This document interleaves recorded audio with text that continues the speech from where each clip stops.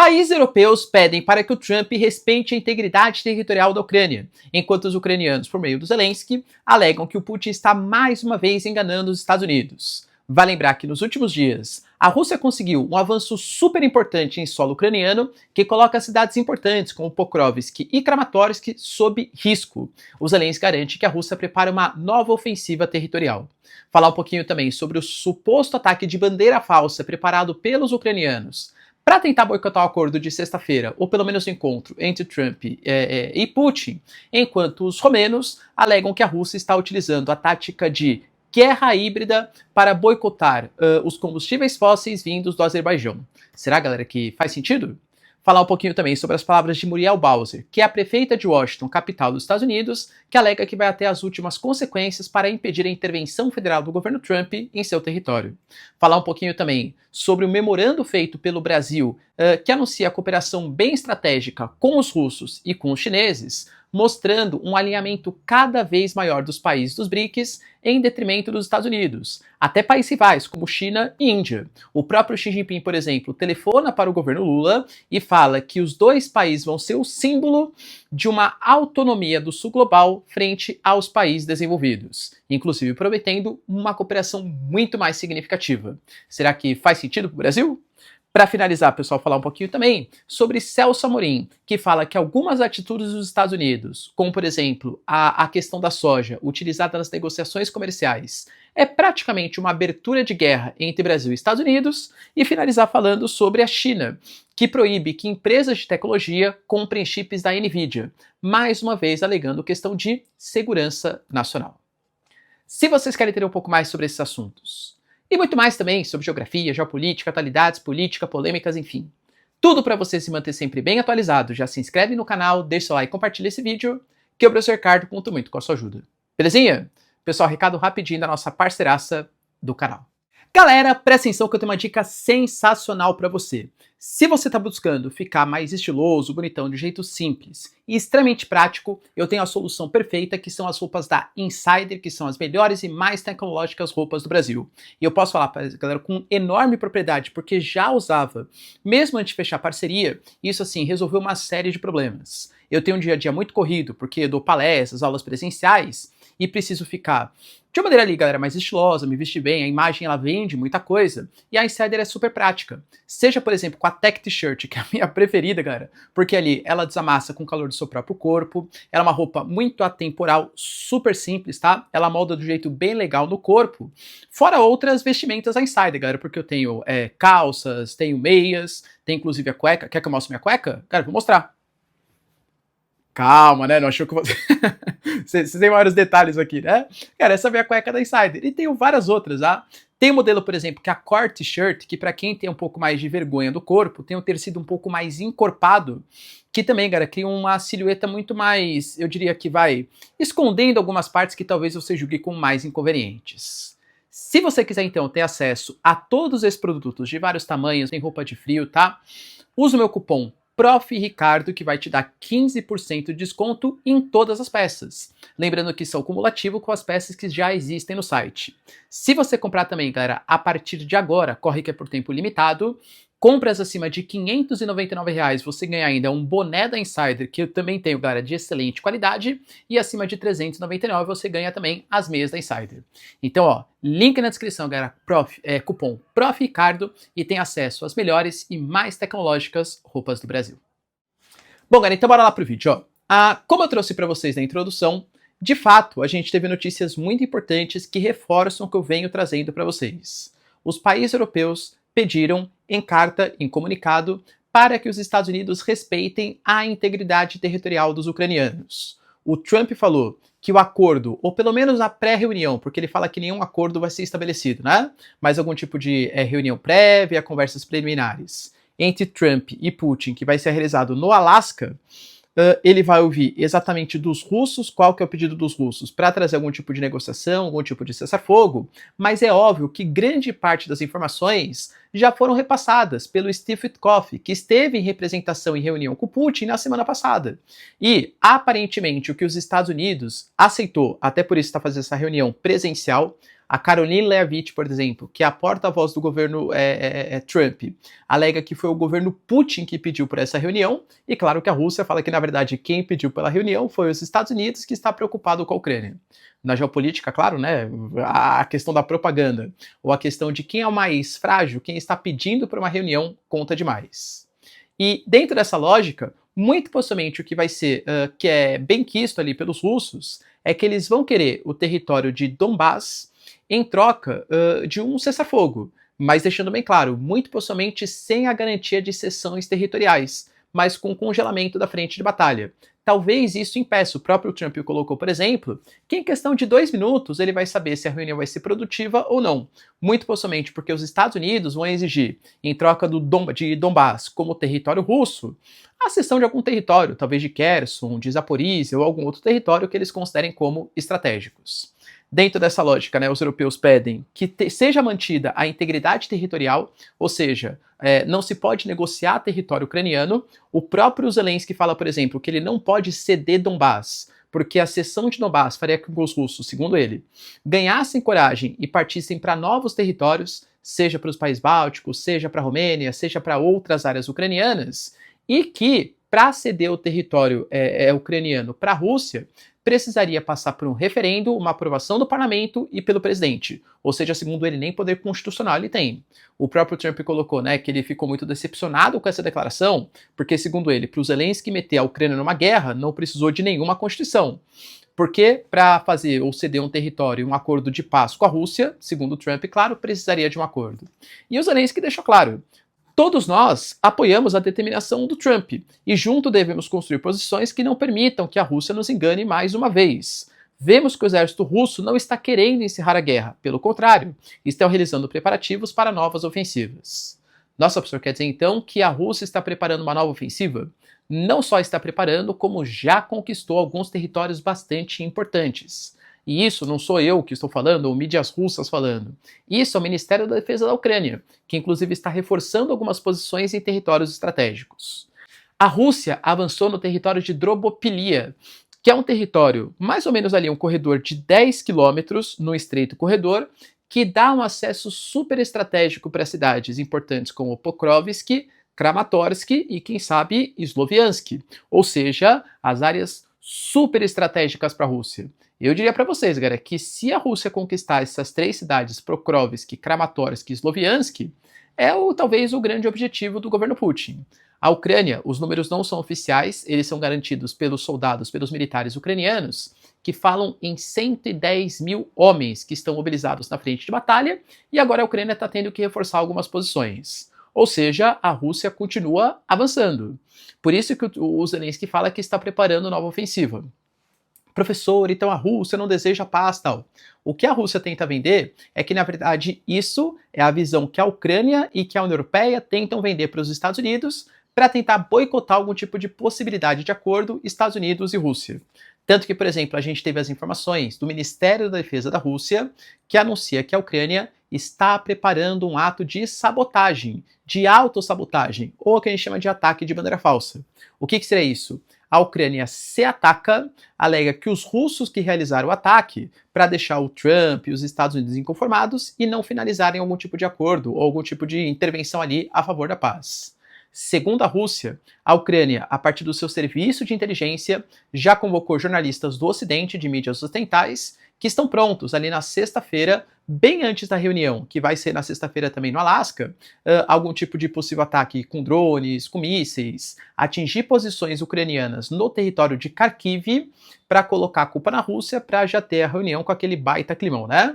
Só que, claro, a Rússia pode alegar que está fazendo isso porque realmente, de fato, ela vai atacar e vai colocar a culpa nos ucranianos. Mas também os ucranianos podem estar realizando essa possibilidade aí de um ataque de bandeira falsa para boicotar algum tipo de possibilidade de acordo de paz Estados Unidos e Rússia. Enquanto isso, a Romênia decreta estado de emergência, pelo menos na questão dos seus oleodutos, por um suposto ataque híbrido dos russos. Como assim, professor? Hoje, grande parte do gás natural e dos óleos, né, ou seja, do petróleo, que abastece o continente europeu, vem do Azerbaijão, passa pela Geórgia, entra pela Turquia, pela Romênia e depois vai para alguns outros países do continente europeu. A gente sabe, cara, que existem tanques de cloro que eles são utilizados até como uma forma de acelerar os fluxos desses óleos e também de limpar os poços. Só que eles devem ser retirados desses oleodutos, porque senão eles causam corrosão do material e por aí vai. Segundo a mídia da Romênia, há possibilidade dos russos, ao longo de quase 1.700 quilômetros, que é a extensão desses oleodutos, terem praticado boicotes, ou seja, ter colocado cloro ao longo do caminho, para que talvez tenha sido visto como um erro. Nossa, esqueceram de tirar o cloro. Pera, isso vai impossibilitar o funcionamento desses oleodutos e fazer com que todo esse combustível esteja danificado, esteja não próprio para uso. O que poderia fazer com que, claro, né, a Romênia tivesse uma crise energética, houvesse uma inflação no país, não só para a Romênia, mas para vários países do leste europeu, e a Romênia, pelo menos acusa, não há confirmação, hein? Nem dos russos, nem da OTAN, mas a acusação que, na verdade, a Rússia que planejou, fez essa ofensiva e que não foi um erro, deixou escapar o cloro, que, na verdade, é uma tentativa de gerar uma falta de combustíveis nos países europeus para que tenha inflação, reclamações políticas e aí a população fique inconformada. Poxa, a gente está com uma inflação, falta energia, tudo tal, e o governo da Romênia está querendo mandar, sei lá, recursos financeiros, está querendo apoiar a Ucrânia. Vamos ser mais nacionalistas.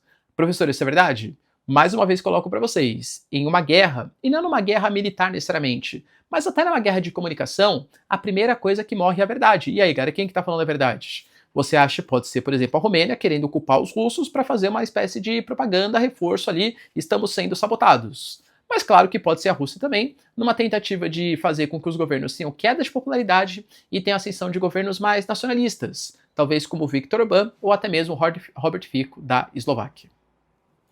A gente teve também, pessoal, a Muriel Bowser, para quem não sabe, é a prefeita de Washington, que é a capital dos Estados Unidos, que ontem o Trump decretou uma intervenção federal, tomando conta da polícia local e também mandando 800 agentes da Guarda Nacional em direção ao território. A sua alegação é que os índices de criminalidade aumentaram, o que é falso, não que o crime não seja alto na região, claro que é, mas se você compara com o passado histórico nos últimos 30 anos, houve uma redução. Ele fala do aumento também de crimes violentos, o que também é falso, de 2023 para 2024. Diminuiu mais de 25%, e ele também fala do número de moradores em situação de rua, o que, claro que existe bastante, mas o Washington é só, entre aspas, o 15º, ou seja, existem outras cidades que talvez fossem prioritárias. Por conta dessas ações, dá a entender que é muito mais uma ação política, lembrando que a prefeita, cara, de Washington, ela é democrata e que Washington é a capital dos Estados Unidos, numa tentativa de higienização. Higienização do ponto de vista, né, de tirar os imigrantes dali e também de tirar os moradores em situação de rua. O próprio Trump fala, né, que agora Washington vai ser belo, vai ser bonito, como nunca foi antes na história. E dentro dessa premissa, a Muriel Bowser colocou que ela não pode dizer, aqui é a prefeita, né, de Washington, que dada a retórica do passado do Trump, está surpresa. O que ela pode dizer aos moradores que continuaremos a administrar nosso governo de forma que os deixe orgulhosos. Lembrando que ela entrou em contato com a Pam Bondi, que é a Procuradora-Geral dos Estados Unidos, para saber exatamente como que vai ser a questão dessa transferência dos poderes, né, da polícia e da atuação da Guarda Nacional. Lembrando que a Guarda Nacional não pode atuar sob qualquer perspectiva, mas o Trump está alegando, segundo a sua interpretação da Constituição, que os Estados Unidos foi invadido, uma invasão pelos imigrantes e pelos moradores de rua. Penso que essa não era a intenção inicial da lei, né, era uma invasão, tipo, sei lá, da Inglaterra, da França, enfim. E alega também que ele não está conseguindo exercer os seus plenos poderes enquanto chefe do Executivo Federal, porque algumas leis não estão sendo aplicadas. E quando você tem províncias, territórios que não estão aplicando leis federais, isso permitiria o uso da Guarda Nacional. Essa é a justificativa dos Estados Unidos. A gente tem a Muriel Bowser, o procurador de Colômbia, anunciando que vão tentar entrar na justiça para reverter essas ações. Por enquanto, já temos a chegada dos primeiros ali, agentes, né, da Guarda Nacional, atuando no território de Washington. Lembrando que o Trump conseguiu o número de prisões recordes ali em relação aos imigrantes legais nos Estados Unidos. A gente teve também, pessoal, o Brasil anunciando um memorando de cooperação tanto com a China quanto com a Rússia. E eu acho que isso, assim, é muito sintomático do atual momento da conjuntura geopolítica internacional. Os países dos BRICS cada vez mais estão se unindo. E eu não falo só do Brasil. Eu vou pegar até um outro exemplo para vocês, que é o exemplo da Índia, que sempre foi visto como mais neutro na situação. A Índia tem ótimas relações, ou tinha pelo menos, né, com os Estados Unidos. A Índia faz parte da aliança Quad, por exemplo, que é uma aliança que até prevê a redução da influência na região do Índico-Pacífico, inclusive no Mar da China Meridional, que é uma região super estratégica para os interesses americanos. E a Índia, o Narendra Modi anunciou agora, depois de 7 anos, se eu não me engano, uma visita diplomática de um chefe de governo em direção ao território chinês. Índia e China têm rivalidades históricas fronteiriças. Tem a questão, por exemplo, do Tibete, que a Índia apoia, né, o Dalai Lama, tem vários outros pontos de disputa territoriais entre os dois países. Boicote, por exemplo, à empresa chinesa por parte dos indianos. E mesmo assim, voos diretos voltaram a acontecer depois de um longo período de rompimento desses voos aí diretos entre os dois países, e até visita diplomática está sendo marcada. A Índia está inconformada com a taxação do governo Trump, que fala em 35% de taxas mais multas, alegando que a Índia, principalmente, não abre mão do seu protecionismo em relação aos produtos agrícolas e também não deixa de negociar petróleo com os russos. Ou seja, a Índia se aproxima da China, a Índia se aproxima da Rússia, anunciando que não vai parar de comprar de petróleo, e a gente teve na semana passada o Lula e o Narendra Modi fazendo ligações. Brasil e Índia prometeram que até o ano que vem a relação bilateral vai superar os 20 bilhões de dólares, ou seja, tentando reforçar a parceria entre os dois países. O Lula prometeu, por exemplo, viagem em janeiro em direção à Índia, muito possivelmente para reforçar os laços diplomáticos. Ou seja, até a Índia está se aproximando dos BRICS. E dentro dessa premissa, o Brasil lançou esse memorando alegando maior cooperação com a Rússia e com a China. Divulgou isso no Diário Oficial da União. Para a Rússia, o Brasil fala de estreitar a comunicação direta, inclusive com eventos presenciais de engenheiros, consultoria entre os dois países. Fala também de troca de informações técnicas em áreas de interesse conjunto e maior cooperação econômica.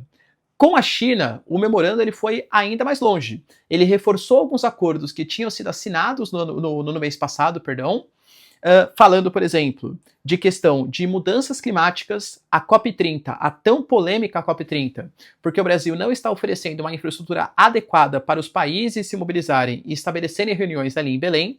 A gente tem, né, a alegação, por exemplo, que há uma possibilidade de falta de leitos. Houve eu sempre brinco, né, um esquemático ali, porque alguns motéis foram transformados em hotéis. Algumas áreas, por exemplo, como navios, vão ser utilizados como hotéis na região. Airbnb também, cara, bombando. A gente precisava de pelo menos ali de 30 a 50 mil leitos de espaços ali. Aparentemente, Belém não contava com essa infraestrutura. Então, subiu o preço e você não tem hotéis, pelo menos ali, né, de uma categoria adequada para receber todos esses turistas. É uma preocupação do Brasil. O Brasil confirmou que a China, que lembrando que é o país que mais emite gás carbônico para a atmosfera, mas ao mesmo tempo é o país que mais investe também dinheiro na criação de fontes limpas e alternativas, a Índia falou que vai participar e que vai mandar membros de alta cúpula. Isso é muito importante para o Brasil. O Brasil ele tenta se consolidar, mesmo tendo dados não muito positivos em relação à Amazônia e ao Cerrado. O Brasil, por exemplo, cada vez mais quer exportar e explorar combustíveis fósseis, seja na margem equatorial, por exemplo. O Brasil não consegue oferecer uma infraestrutura adequada em Belém, então ter o apoio da China vai ser super importante. A China anunciou cooperação com o Brasil. A gente teve, por exemplo, a ideia da China continuar a apoiar a NIB, que é a Nova Indústria Brasil. A gente sabe que o atual governo ele tem planos de melhorar ou reforçar a industrialização do Brasil. Isso aqui mereceria um vídeo à parte, né?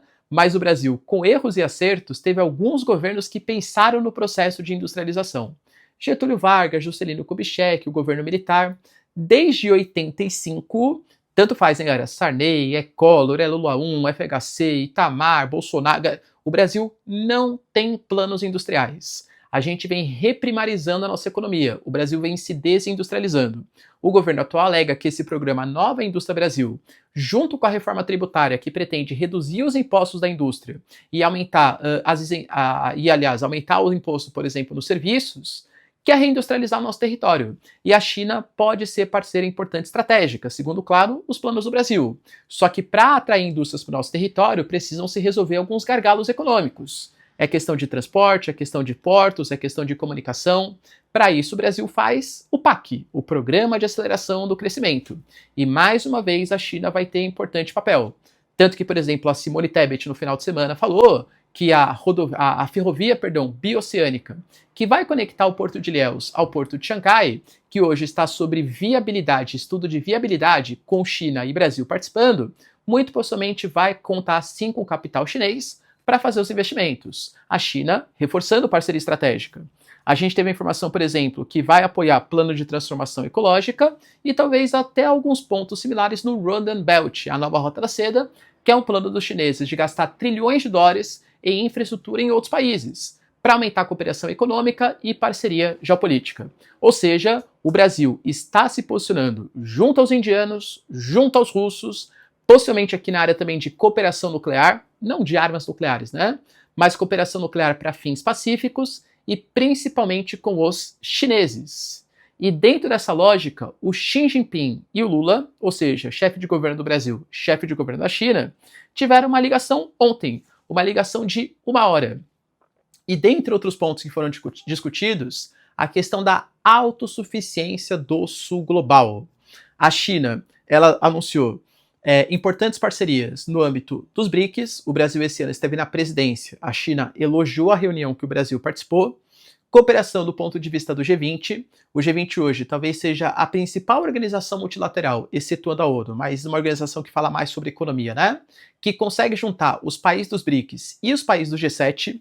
A China tratou com o Brasil a questão da paz na Ucrânia, embora eu acho, cara, que principalmente o Brasil vai ser muito negligenciado. Acho que nem os europeus vão ser convidados para ter algum tipo de decisão, algum tipo de opinião. Quanto mais o Brasil, né, que alega que fez o Clube dos Amigos, Amigos pela Paz ali junto com os chineses. E também a questão da COP30, como eu falei, né, que a China anunciou um apoio bem interessante. O Xi Jinping, dentre outras coisas, falou desse ponto da autossuficiência do sul global, colocando: estamos prontos para trabalhar com o Brasil para estabelecer um exemplo de unidade e autossuficiência entre os países do sul global. A China, sim, apoia o povo brasileiro na defesa da sua soberania. Então a China deu 2 recados importantes. O primeiro recado é que, em toda essa logística, hoje, por exemplo, o próprio governo Trump falou mais uma vez que o Brasil persegue opositores, com Alexandre de Moraes desrespeita os direitos humanos, e aqui, galera, de novo, meu canal não é sobre política, você pode concordar ou não, não é essa a questão. Mas a questão é que é uma ingerência dos Estados Unidos, você pode julgar positiva ou negativa, não é essa a discussão, mas é uma ingerência dos Estados Unidos em questões internas do Brasil. Alguns países, como por exemplo El Salvador, que são amplamente criticados pela comunidade internacional. O Nayib Bukele, por exemplo, ele acabou de anunciar uma reforma constitucional que permite reeleições de maneira indefinidas, não foram alvos de crítica. Aliás, fala que não há violação sistemática dos direitos humanos em El Salvador. E aí, de novo, né, cara? Você pode, por exemplo, El Salvador, o Nayib Bukele, ele pegou um país que estava em guerra. É uma guerra com a atuação de gangues que controlavam mais de 80% do país. Ele teve que tomar atitudes severas, que sim, desrespeitaram os direitos humanos, mas que trouxe resultados satisfatórios. A gente fala de um El Salvador que tinha 106 homicídios a cada 100 mil habitantes, que passou em 4 anos a ter 1,6. Ou seja, só é um país mais perigoso que o Canadá. E convenhamos que não dá para comparar, né? El Salvador e Canadá, que são realidades diferentes.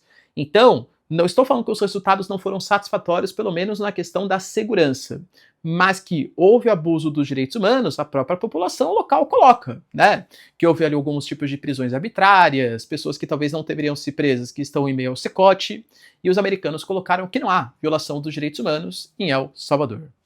Ou seja, aparentemente a China anunciou, né, um apoio ao Brasil nessa causa, e também colocou que o Brasil pode ser um exemplo junto com os chineses de autossuficiência.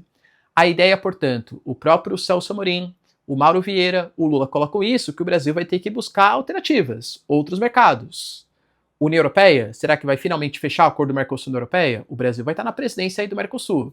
Estamos falando de acordo com o Canadá quer fechar um acordo com o Mercosul, acordos com o Sudeste Asiático, seja, por exemplo, com o Vietnã, com a Malásia, com Singapura, que também já foi fechado, parcerias, defesa do Sul Global, o NDB, o Banco dos BRICS, fazendo esses investimentos.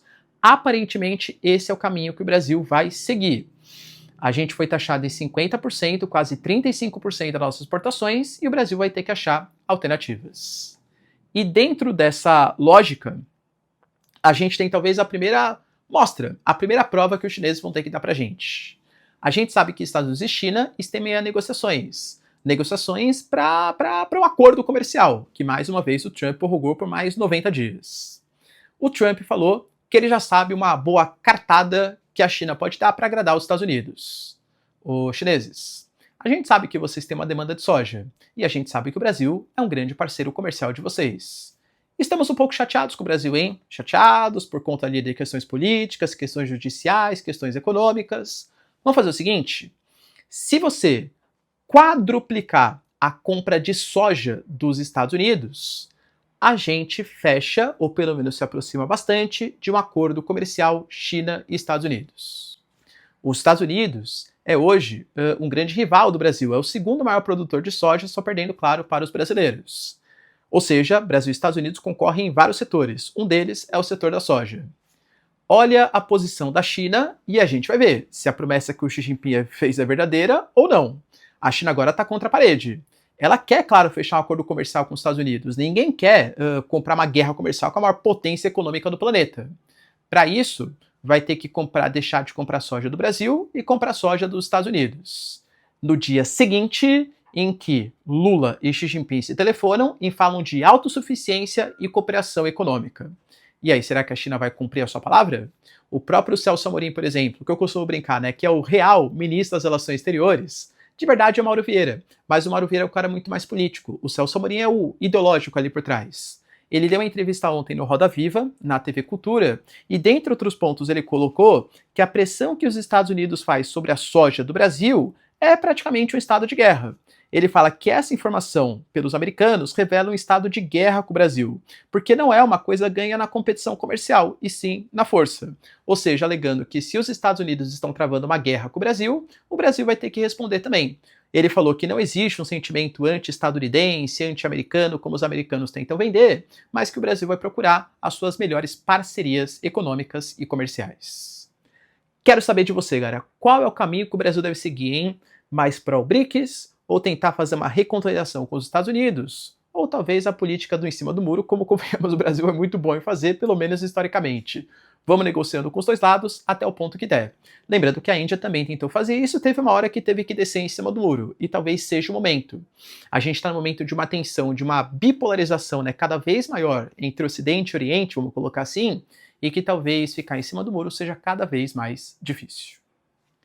Para finalizar, pessoal, a gente teve também a China fazendo com que as suas empresas de tecnologia, como por exemplo a ByteDance, Alibaba, Tencent, entre outras, suspendam a compra de chips da Nvidia, alegando que é uma questão de soberania e de segurança nacional.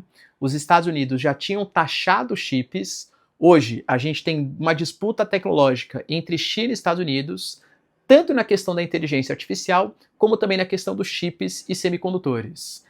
Essa medida mostra como talvez uma possível parceria ou acordo entre Estados Unidos e China está cada vez mais distante. Beleza, pessoal? Deu para entender os principais acontecimentos? Se vocês curtiram o vídeo, então, já deixa o like e se inscreve no canal. Tamo junto, beijos, abraços e tchau, tchau.